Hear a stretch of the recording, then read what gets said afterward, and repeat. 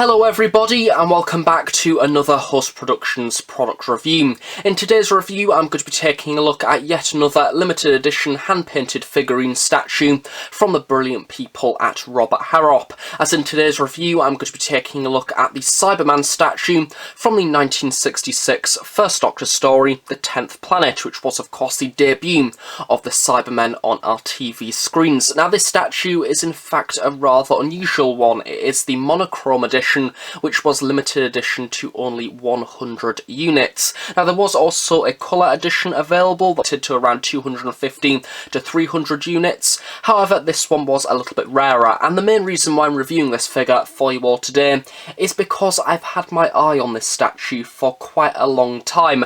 Out of all of the Robert Harrop statues, this is one that has stood out to me for quite a while because I absolutely love the style of it. I really love the character options, black and white First and Second Doctor figures. I just love the style of them being in black and white. It's really interesting and different, and this figure I like for a very similar reason. Therefore I was incredibly excited to add it to my collection this Christmas just gone. As I have of course mentioned, this is a rather old product from the Robert Harrop Doctor Who series, therefore it is no longer available to purchase on the Robert Harrop website. Original recommended retail for this product was around £75. I do believe the colour version was around £70, and for the most part I think on eBay at the minute they tend to be going for around £100 to £150. So if you are interested by what you see throughout this review, then keep an eye out and you may be able to add one to your collection at some point in the future.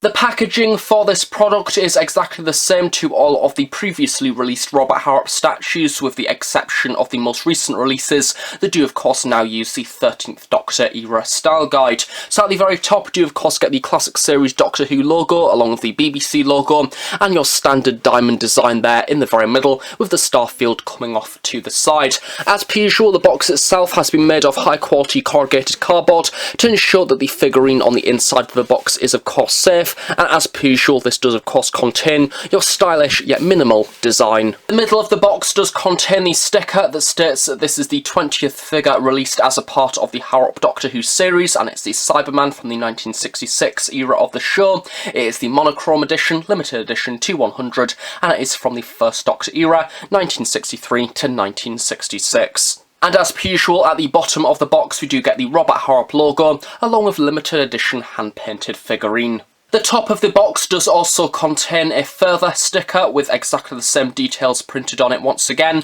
however this time round featuring the unique identification number being Unit 12 out of 100 units. Well, it isn't the Tomb of the Cybermen that we are used to seeing throughout Doctor Who history, but it is coffin-shaped nevertheless. The figure does of course also come packaged within a polystyrene case, along with once again a limited edition sticker applied to the top.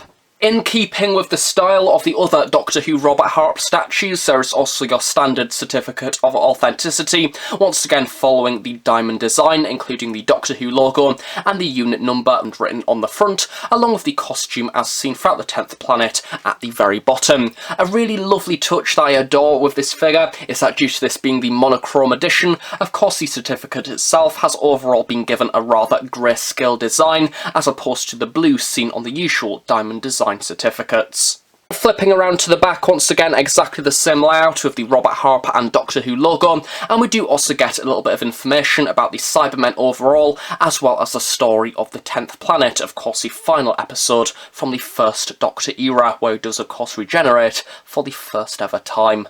And due to this figure being one of the older releases in the series, we do also get a Robert Harrop membership card, as well as of course this little plaque that states Doctor Who Cyberman Monochrome Edition. So here we have the Bill Potts, here we have the 10th Planet Cyberman Monochrome Edition out of the box. Now I'm really glad that I went for this statue because I just love the style of it. I really love the colour scheme with it being black and white. It adds a really lovely added touch to this figure to make it more unique. My own personal preference, I personally really do adore this design of Cybermen, simply because they look so human, and harks back to the genesis of the Cybermen as a whole. Of course, they are humans, have upgraded and converted themselves over a period of time, which is an incredibly good time and opportunity to plug the Big Finish story, Spare Parts. Go and listen to that to find out more. And I think that often over time this design has been criticised because it looks too human, but in my eyes as a young fan, and even now, I think that that works in this design's benefit. The fact that it has human hands, the fact that you can see those eyes peering away under the cloth face, almost contributes to the horrific zombified design of this Cyberman as a whole, and it makes you remember that underneath this Cyberman costume there is what was once a Mondasian that has of course been converted into this creature that is now nothing like what they used to be, with all emotions stripped away. It's very horrific, very eerie, and this figure really nicely captures that, looking incredibly emotionless and like it's about to kill something, or that he's just heard some rather bad or upsetting news. Of course, over the many years of collecting Cybermen-themed merchandise, I'm very used to the colour scheme by this point, and it is lovely to see that Robert Harrop have taken a completely different approach with this Cyberman statue, and it makes it look completely different. So this time round, that base of just a standard metally or silver colour has been entirely removed, and we have this rather black or even charcoaly grey colour that has been applied as a base coat. Now this is used for the entirety of the statue itself as the base. As you can see, it goes all the way up to the very top, including the face itself and even the handlebars, and to an extent is also featured on the base as well. However, over the top of this, a rather effective wash has been applied, almost in a rather powdery nature. At the very bottom we do of course get the inclusion of the boots, which are just a standard sculpt with a little bit of a sole sculpted at the very bottom, and then over the top of this a powdery effect has been applied to give them a little bit of a splattered detail almost, or even an airbrush design to an extent. And then moving up to the rest of the figure and the legs, we do of course have the introduction of the boiler suit, which does of course spread throughout the entirety of the Cyberman's body. I think that on camera the wash that has been applied over the top can in fact look a little bit harsh. However, in person, when it isn't under massive studio lights, it is in fact really nicely blended into the darker black base colour underneath. I can't quite decide if this is a white paint or a silver paint. It's kind of a little bit of a blend between the two, but either way it emphasises some of the details, especially around the top half of the boiler suit here, especially the thigh section leading around to the back, including a rather questionable crease there, which we will turn that round to the front because we have a little bit of a Kim Kardashian variation of Cyberman there going on. Inclusion of a few bars that have been included on the top half of the boot as well as on the knee section of the legs, which once again I do believe within the story this is a bar to in fact keep the boiler suit in place on the actor's body.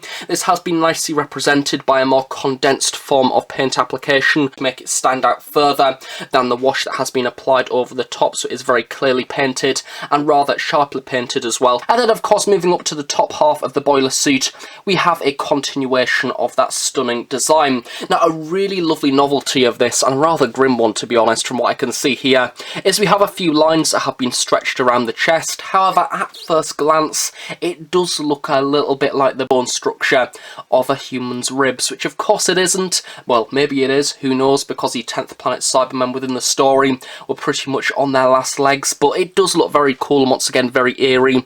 And the same wash has also been applied to the arms as well, where we have a continuation of these almost pillared sections leading all the way around the arms, once again with a thicker white paint application added over the top of this. Certainly a bit more collecting of this white paint application around the back, with only this small section in the very middle here with the black base colour showing underneath. Once again it makes this design almost look like it has a silver shimmer added over the top, but naturally they can't really use a solid silver due to this being the monochrome edition.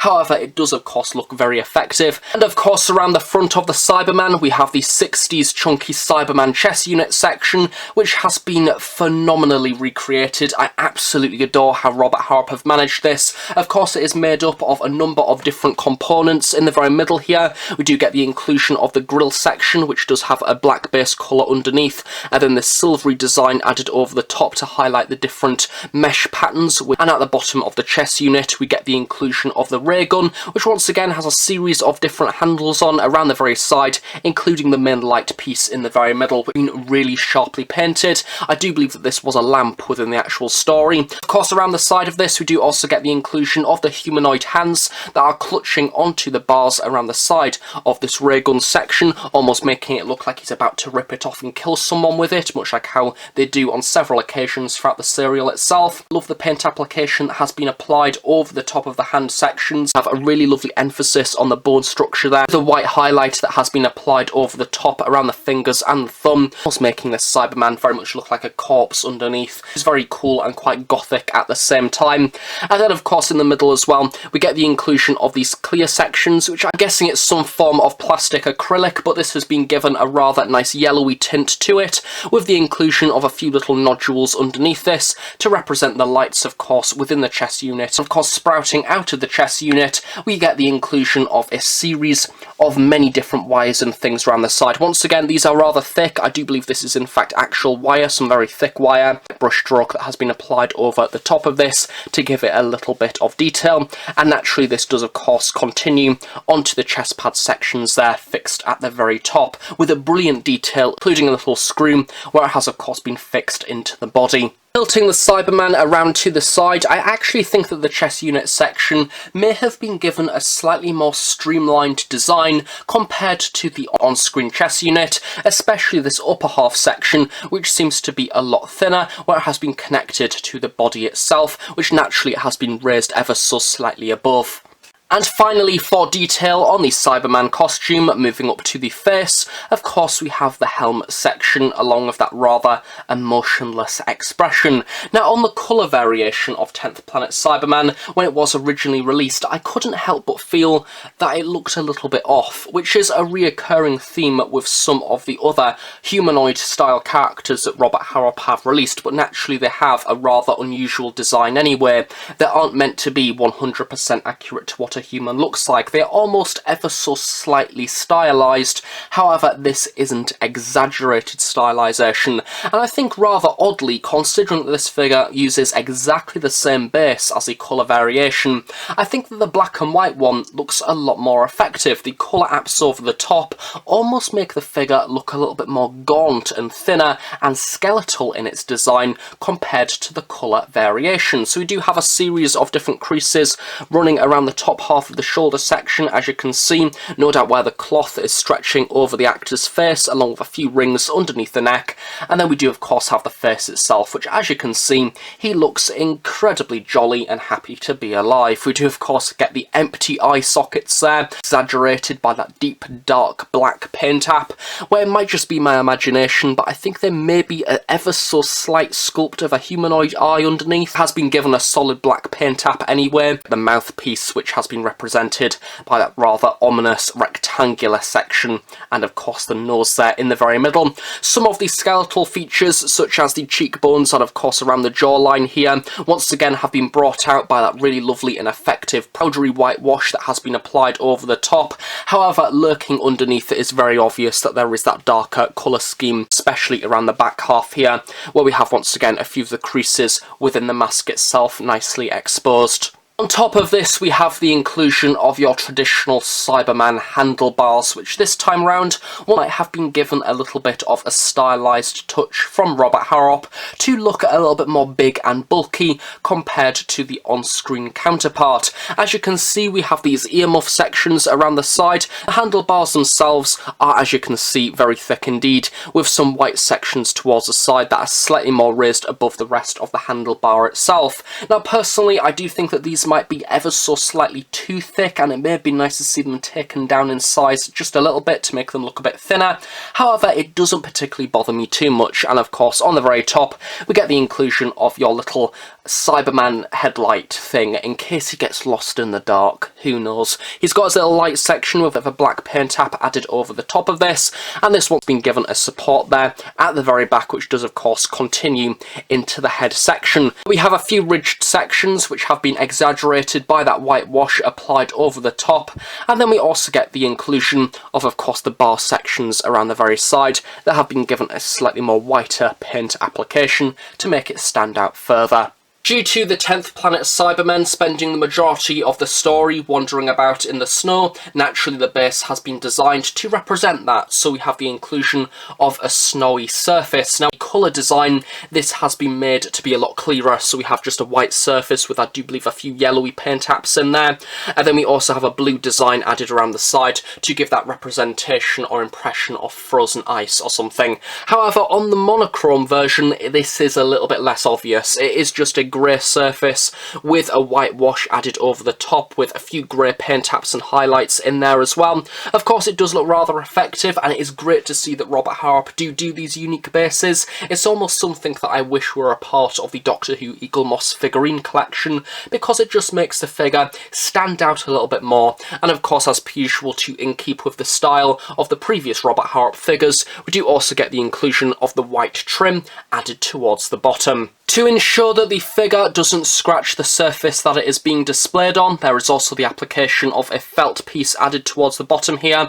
as well as the inclusion of your usual traditional Robert Harrop sticker, normal Doctor Who details on, as well as the unique identification number printed on once again, being Unit 12 out of 100. And finally, since it has been quite a while since I've done a Robert Harrop review, here is the 10th Planet Cyberman alongside some of the other Robert Harrop releases throughout the years, including the Second Doctor and a figure that I did in fact pick up last year, which was the Yeti Colour Edition, which I haven't reviewed as of yet. I may do at some point. It was much like this version of Cyberman here, one of the ones that has been released previously by Robert Harrop that I've simply just wanted to track down to add to my collection, because I love the Yeti, I love the look of the statue, very much like how I did with this 10th Planet Cyberman. I love the look of it and I wanted to add it to my shelf. So naturally he fits in rather well. He does seem to tower over the Second Doctor, as he is naturally quite small anyway. 10th Planet Cyberman does seem to tower ever so slightly just below the Yeti, which I do question. I imagine that the Yetis are probably a bit taller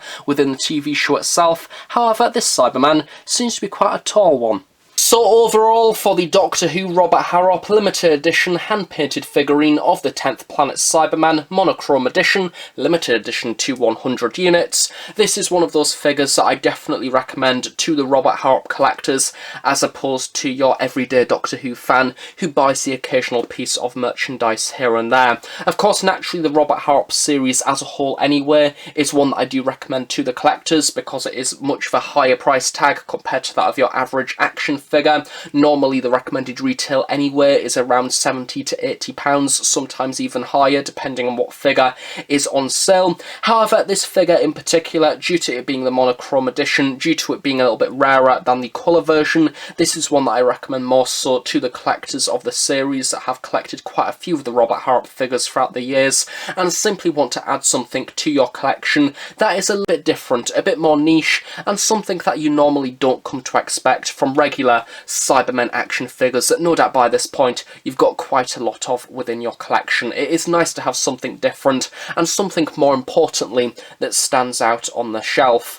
And naturally as well, I can't comment on the colour version really, because I don't have it. However, I do have the physical Sculpt, because it is exactly the same to that version, just with of course the colour paint apps, as opposed to the grayscale paint apps. The Sculpt itself is lovely, as I mentioned earlier. I absolutely love the way that they've recreated the chest unit, and overall the proportions do seem okay. However, the head section does seem to be a little bit off, but that doesn't really take away from my overall appreciation of the product itself. So if you get the opportunity to get the colour version, that one will probably be just as good. However, if you want something more unique, I would definitely recommend tracking down this version, because it's also a little bit more collectible as well.